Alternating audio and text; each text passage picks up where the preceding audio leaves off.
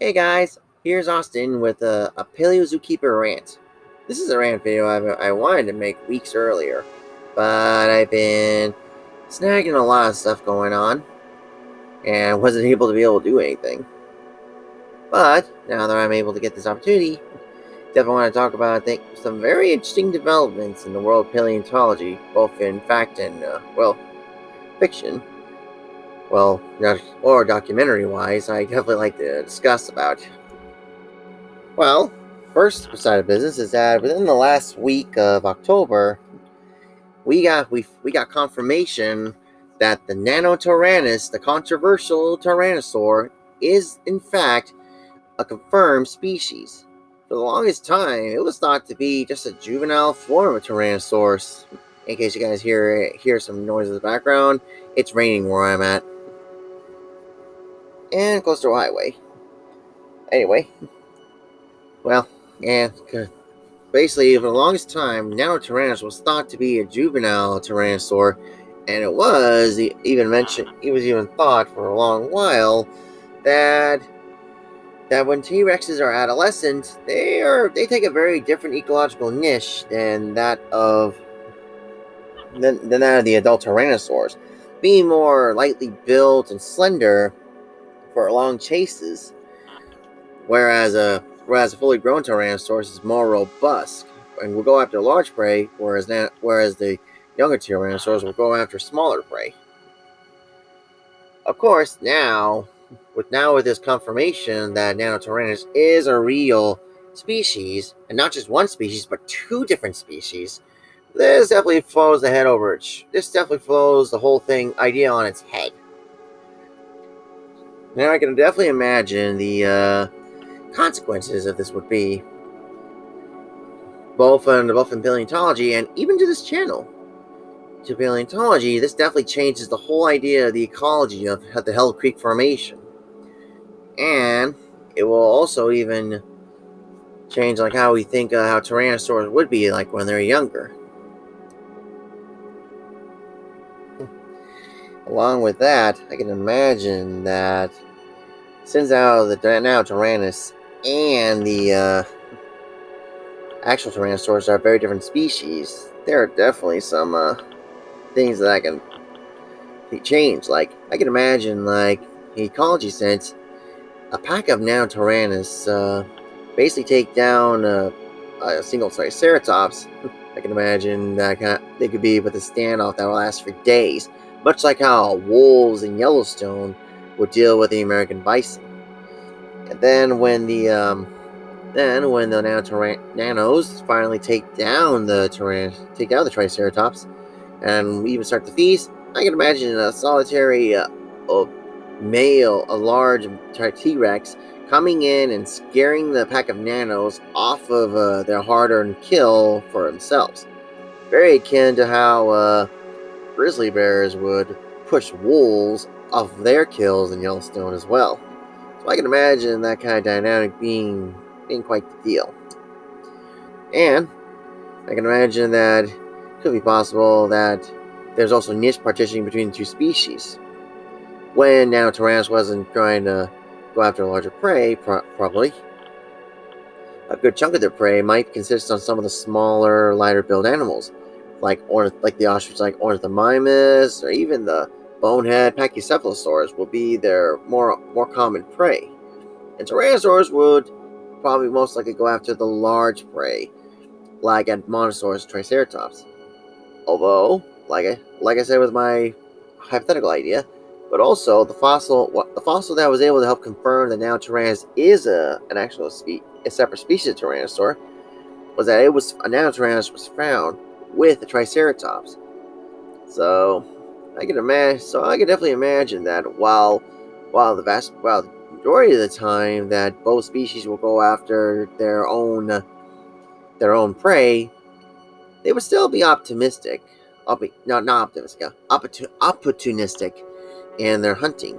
Like if there is a Triceratops that is injured, that's small, and they can be able to get it, and looks like there's no T-Rex close enough, they'll go for it. And just like how a Tyrannosaurus, they see a bunch of nanos took down prey, and it's there, they will go and take that carcass away from them. So it definitely have a lot of ecological implications. Now, let's also have some changes to here on my channel. Basically, it'll definitely change any of my Tyrannosaur videos. So I probably mentioned in my videos several times that about the whole whole juvenile T-Rexes being lightly built and such, having a different niche and all that. So that's pretty much out the window. And now we're still trying to figure out what exactly a young Tyrannosaur would be like. Would they just be like a short, stocky version of their adult counterparts? Would they have some lightly built overlap with nanos? We don't know. So that's definitely going to be interesting.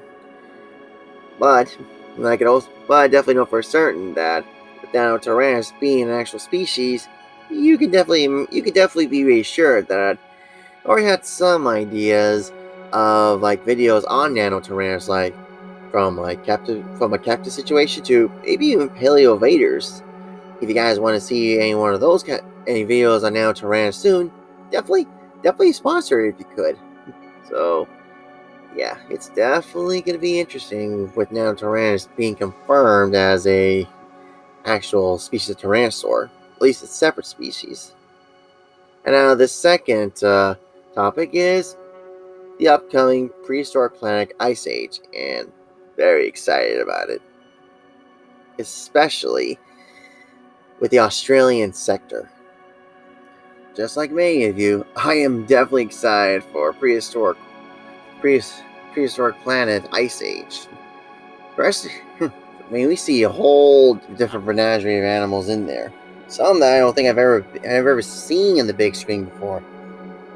But one I am definitely looking forward to is the Australian section. Now, many of you already know I have a special related to the Australian megafauna coming up this December, next month. So you can definitely imagine that as I work on this, and I see this kind of stuff promotion coming up, it got me really excited. I mean, not only we get to see more Australian megafauna, but we finally get to see a documentary on them that doesn't simply talk about their extinction. I mean, seriously, guys, I'm not sure if any of you saw this or noticed this, but almost every time we get a documentary with CGI of the Australian megafauna, it's almost always on basically on documentaries documentaries docuseries that talk about their extinction. Literally, that's it. That's all. That's literally what we get. I mean, I've seen 3 different documentaries that talk about these animals, and almost every single one of them, or heck, all 3 of them, basically just do that just to talk about what wiped out the megafauna, what wiped them out. And while they do tap in on how the animals live, but they don't really just talk about how animals live. They just simply bring up like a little note and how it connects to their extinction. I mean, don't get me wrong. We definitely need to be able to know like what would make these animals extinct. I mean, heck, it's these a couple of these documentaries were even the inspiration for my December video. But it just gets old. Like we want to see like a Walking with Beasts kind of special with the about the Australian megafauna. At least I do. I mean, if you guys feel the same way, definitely mention in the comments down below. But I'm just like, finally we get to be able to get something like that for the Australian megafauna, and not just on a documentary that talks about their extinction and all that. So, yeah, you can definitely tell I am immensely excited on on this coming up. So, yeah, I'm very very excited. And I'm definitely interested in how they're gonna do it all. So, all the same, like you guys, can't wait to see it going on. So as you can tell, within the last week of October and the first week of November, we definitely got some very fascinating things going on. Definitely makes me wonder what's going to be like later on. And I hope you guys will enjoy my December special. It's definitely one heck of a doozy. It's gonna probably be the longest video I ever made. So it's probably like documentary worthy. Well, okay, maybe not that much, but at least to me, at least in my case, it's like a documentary. So definitely, it's definitely a really, really good project. So if you if you haven't already and you want to be able to hear more, please hit that subscribe, notification bell, and like button. I definitely appreciate it. Well, I hope you all have a wonderful day. Adios.